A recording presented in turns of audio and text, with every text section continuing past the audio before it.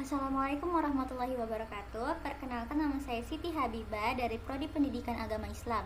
Pada video kali ini saya akan melakukan simulasi mengajar pada materi indahnya saling menghargai dalam keberagaman. Tanpa membuang-buang waktu, langsung saja. Assalamualaikum warahmatullahi wabarakatuh. Selamat pagi anak-anak. Bagaimana kabarnya hari ini? Alhamdulillah, luar biasa. Allahu Akbar. Ada yang tahu gak sih hari ini kita akan belajar apa? Iya, hari ini kita akan belajar terkait indahnya saling menghargai dalam keberagaman. Nah, hari ini kita akan belajar terkait apa sih itu keberagaman. Kita juga akan mempelajari berbagai macam-macam keberagamannya, mempelajari akan kebaikannya dalam Islam, juga toleransinya dalam Islam. Nah, ibu mau tanya, menurut kalian dan sepengetahuan kalian, keberagaman itu apa sih? Apa yang kalian ketahui terkait keberagaman itu? Keberagaman itu adalah perbedaan dari berbagai bidang. Seperti yang ada di kelas kita ini, pasti memiliki perbedaan agama dan juga kepercayaan. Seperti ada yang beragama Islam, dan juga ada yang beragama Kristen, dan macam-macam lagi. Itu disebut dengan perbedaan atau keberagaman. Tapi pada pembelajaran hari ini kita itu nggak cuman bahas terkait perbedaan meliputi agama. Perbedaan itu ada banyak banget. Meliputi apa aja sih? Suku, bangsa, ras, agama, budaya, warna kulit, negara, bahasa, dan macam-macam lagi. Keberagaman itu juga meliputi dari cita-cita kita. Cita-cita kita tuh pasti berbeda-beda ya. Ada yang cita-citanya menjadi dokter, ada yang cita-citanya juga menjadi polisi, dan macam-macam. Itu disebut dengan perbedaan dan juga keberagaman. Ada juga hobi, ada yang hobi menulis, ada yang hobi membaca, itu juga termasuk. Nah, kita akan membahas terkait 4 negara. Kenapa kita bahas 4 negara ini? Karena di Indonesia itu terdapat 4 warga negara luar yang tinggal di Indonesia. Apa aja sih? Eropa, Malaysia, Arab, dan juga Cina. Nah, coba kita bahas terkait film Upin Ipin. Pasti di sini ada yang nonton film Upin Ipin kan? Dan di dalam film Upin Ipin itu terdapat berbagai macam ragam orang dan juga bahasanya. Seperti Angkel Latong yang dia berasal dari Cina, Angkel Mutu berasal dari India, Mei Mei berasal dari Cina, dan juga Susanti berasal dari Indonesia, dan mereka ini tinggal di Malaysia. Maka dari itu disebut dengan keberagaman. Begitu pula di Indonesia yang memiliki bermacam-macam suku, negara yang tinggal di Indonesia, dan lain-lain. Lalu ada pula suku yang sangat beragam di Indonesia. Suku di Indonesia itu sangat beragam dan juga sangat banyak ya. Salah satunya itu ada Jawa. Jawa makan tradisionalnya apa? Yaitu gudeg. Lalu Ambon, makan tradisionalnya itu ada papeda. Lalu Bugis, makan tradisionalnya itu kapurung. Tari tradisionalnya juga disebut padupa. Lalu ada Madura, makan tradisionalnya sate. Lalu ada Dayak, ya dengan nari tradisional itu tari perang, dan juga ada Telawang. Telawang itu dengan ukiran-ukiran khas Dayak itu disebut dengan perisai ya. Ada juga Betawi dengan ondel-ondelnya, Sunda dengan tari jaipongnya. Beragam-ragam banget ya. Ada berapa agama sih di Indonesia? Ayo kita belajar bareng. Jadi di Indonesia itu ada beberapa agama. Ada berapa agama yang ada di Indonesia? Yaitu ada 6. Apa aja sih? Ada Islam, ada Kristen, Katolik, Hindu, Buddha, dan Konghucu. Nah, ini adalah 6 agama yang ada di Indonesia.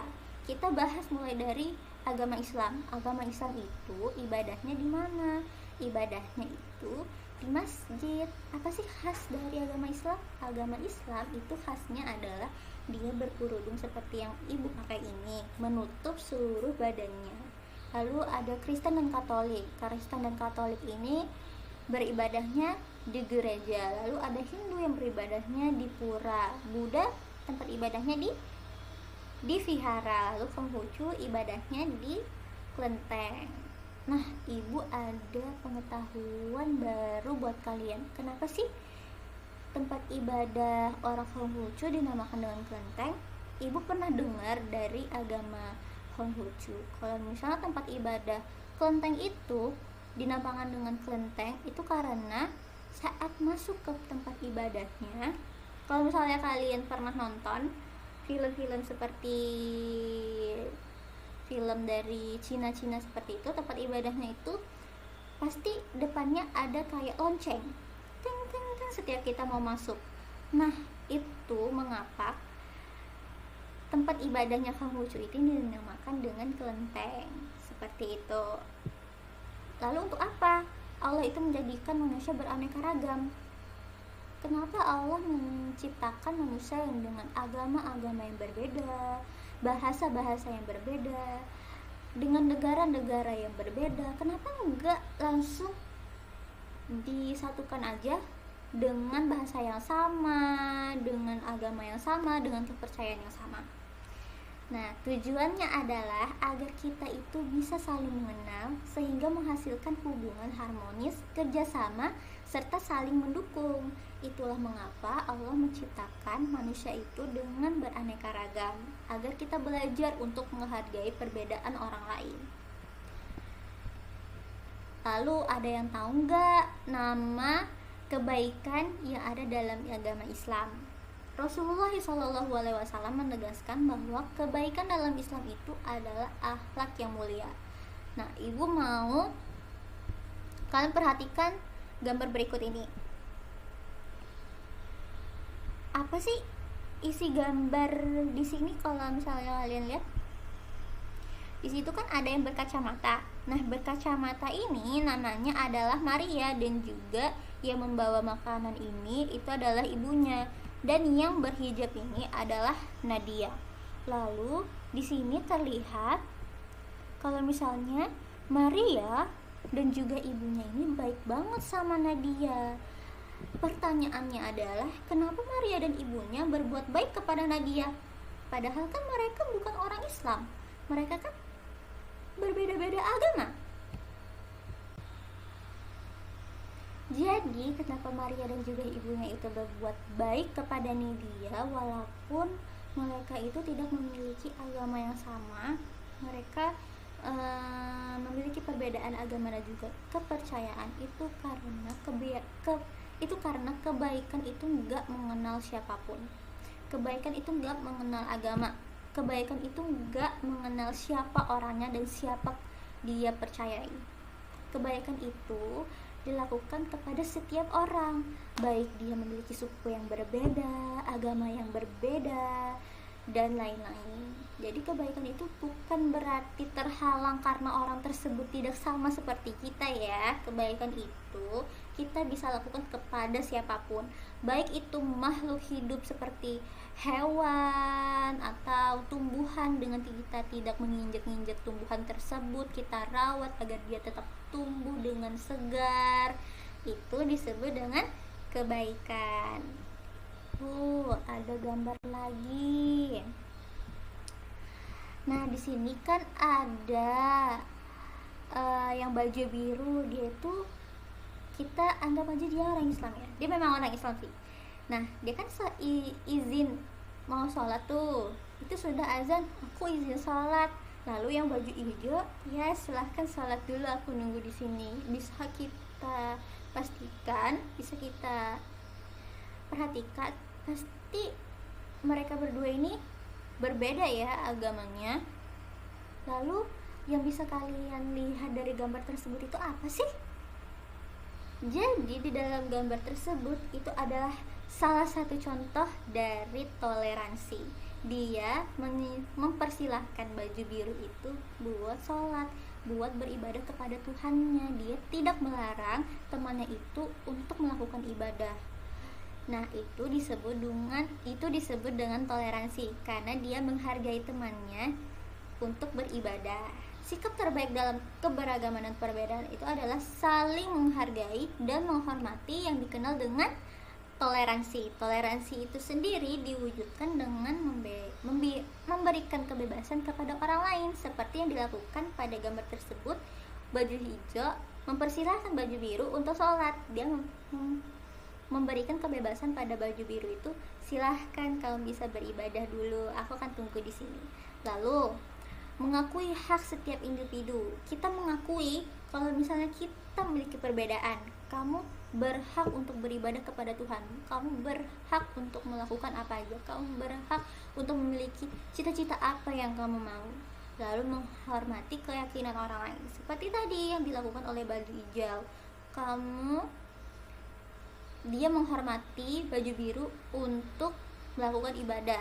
Dia menghormati juga keyakinan si baju biru bahwa mereka itu memiliki perbedaan agama, dan dia tidak menjelek-jelekan si baju biru itu. Lalu saling mengerti bagaimana sih kita mengerti kalau misalnya di Indonesia ini memiliki berbagai keberagaman, mulai dari apa aja tadi, agama, suku, budaya, dan macam-macam. Untuk itu kita harus saling mengerti. Oh, orang-orang itu gak sama seperti aku memiliki kepercayaan ini, cita-cita ini, hobi ini. Orang lain itu ternyata berbeda dan mereka memiliki kesukaan dan kepercayaan yang lain, dan aku dan kita harus saling mengerti. Wah, nggak terasa ya waktu kita udah mau habis. Jadi kesimpulan pada pembelajaran kita hari ini adalah keberagaman itu adalah anugerah agar kita saling menghargai, mengenal, dan juga menghadapinya dengan sikap toleran dan juga dengan akhlak yang mulia. Nah, berakhirnya dengan pembelajaran hari ini. Terima kasih semuanya. Mari kita tutup kelas hari ini dengan mengucap hamdalah. Alhamdulillahirabbil alamin. Wassalamualaikum warahmatullahi wabarakatuh.